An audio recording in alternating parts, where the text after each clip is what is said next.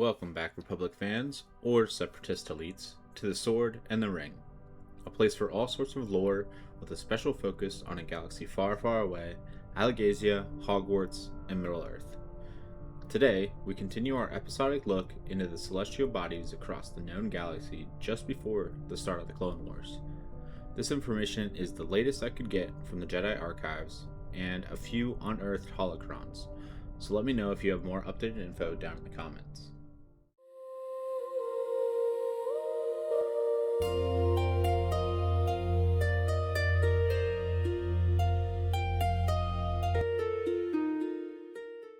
As I touched on in the previous entry of the Atlas, Coruscant is home to the seat of governmental power in the Galactic Republic.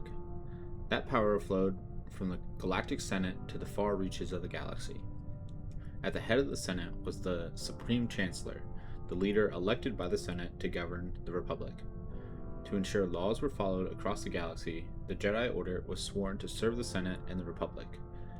This Republic had been around for millennia before the events we witness today, including a brief fall of the capital on Coruscant to the Sith Empire in 1032 BBY. Coruscant would remain a critical piece of the Republic in the events leading up to the Clone Wars as Sheev Palpatine slowly expanded his powers as Supreme Chancellor. Following failed negotiations between the Separatists and the Republic, this time with fewer lightsabers, the Chancellor introduced the Military Creation Act, which would allow the Republic to create an army to combat the growing Separatist Confederacy. This act was staunchly opposed by the popular Senator Padme Amidala from Naboo and her Loyalist Committee. However, when she was targeted for assassination, she returned to Naboo and left her junior, possibly Sith, representative in her place. This physical divide between the elected senator and her stand-in proved to be the tipping point Palpatine needed to be granted emergency powers to create a standing army. Of course, it also helped that by this point the clone army on Kamino had been discovered by Obi-Wan Kenobi. Last stop on Tatooine to talk about an influential group on both Anakin and Luke Skywalker, the Tusken Raiders. As we know, the Tusken Raiders, or Sand People, were a native species to Tatooine who were extremely xenophobic and protective of their most precious natural resource, water. They had good reason to be so untrustworthy of these off-worlder settlers, as the settlers would continuously set up moisture farms and steal the water the Sand People claimed as their own. The Sand People were nomadic in nature and were divided into clans, usually led by chiefs or warlords. They hid their numbers by traveling in single file, but it is believed most clans consisted of up to 30 individuals. The Sand People had a spoken language and a trade sign language, which was known as Tusken. This allowed the peaceful tribes to live in relative harmony with the settlers. Often distinguishable by their weapons and masks, the Tuskens were a very private people. The robes and wrappings they covered themselves in were never to be removed in public, and the masks, which served to prevent sand from entering and to retain moisture, were also part of them. Also central to their culture were the banthas. These woolly creatures were bonded to a particular warrior and would mate with the bantha of their warrior's spouse. In 22 BBY, a tribe of Sand People attacked the moisture farm belonging to the Lars family. In the attack, the tribe kidnapped Shmi Skywalker Lars, mother to Anakin Skywalker. When Anakin returned to Tatooine to rescue her, he had found her tortured and on the brink of death in a Tusken camp. He then slew the entire camp and became known as a desert demon by the Sand People. We now travel to a forgotten world, at least to the Jedi archives. Luckily, the gravity in the area points us to the location of our missing system, Kamino. We'll cover 3 key points about this planet today: the physical and historical description, the erasure from the archives, and the consequences of finding it. Kamino is an aquatic planet on the edge of the Rishi Maze, which is a dwarf satellite galaxy. The planet is covered in vast oceans teeming with aquatic life. However, the native Kaminoans built stilt cities to survive and build their cloning operations. These natives lived through the epic change that occurred across the planet when an ice age came to an abrupt end and flooded the planet. Instead of accepting any outside aid from the Republic, the Kaminoans built up their own way of life and became extremely isolated, only interacting with outsiders if it could make them money for trade. Having been forced to adapt and grow their own engineering skill, the natives became extremely knowledgeable and adept at both physical and genetic engineering. They used the former to build their cities, and the latter to save and adapt many land-based flora and fauna across the planet, and begin their cloning operations.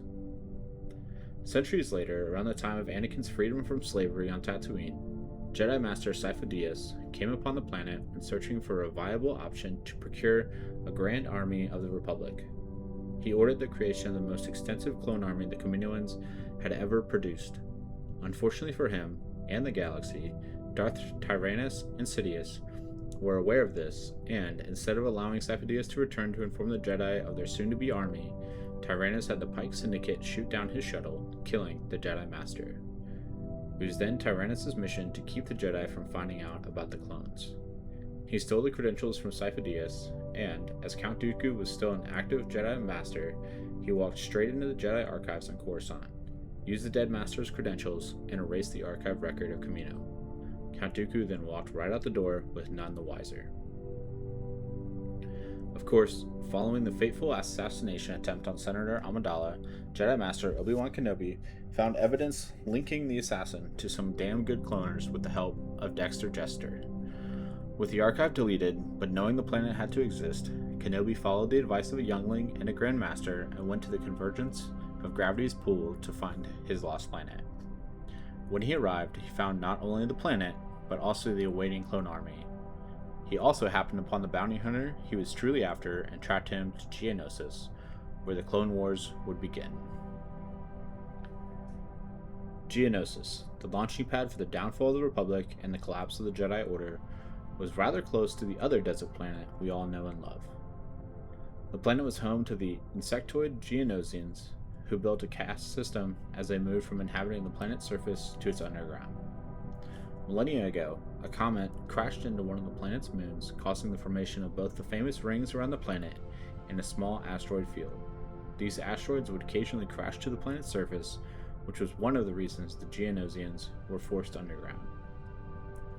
The Geonosian culture was soon mixed with that of the wider galaxy when the neighboring Tatooine system was discovered.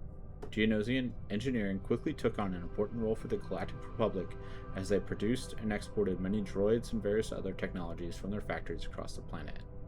Unfortunately, this arrangement didn't last as the planet was too far from the core to be of much use for long. Millennia of infighting across the planet later, the Galactic Republic returned and made lasting manufacturing deals for advanced technology and droids. This stabilized the economy of the planet and allowed the Geonosians to ally with the Bactoid Corporation, a part of the Techno Union, for years to come. Built on this alliance, Geonosis would become a critical part in the buildup of the Separatists, as the Geonosians, convinced by the Bactoids, produced droid armies for the Trade Federation. By the time Kenobi arrives on the planet, following Jango Fett, the Geonosian Archduke, Poggle the Lesser, is holding a summit of the heads of the Confederacy of Independent Systems.